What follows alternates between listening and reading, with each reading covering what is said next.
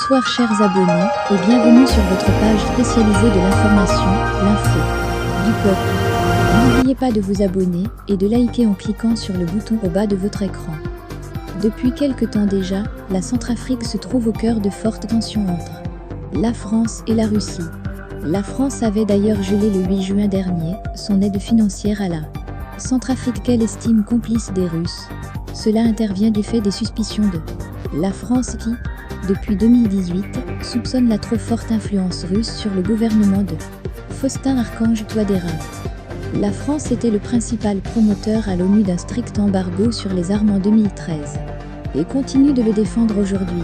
Or, de 2019 à 2021, la Russie a réussi à obtenir de l'ONU des dérogations pour livrer des armes légères, ce qui avait permis à la Centrafrique de récupérer une vaste partie de son territoire.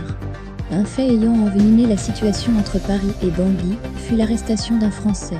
Un mois plus tôt, Juan Rémy Quignolo, arrêté en possession de plusieurs armes, a été accusé de complot, d'espionnage et d'atteinte à la sûreté de l'État.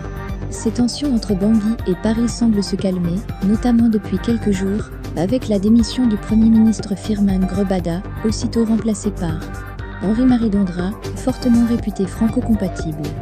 Cependant, avec sa coopération avec la Russie depuis plus de 3 ans, la Centrafrique est considérée comme le nouveau symbole du retour de la Russie en Afrique.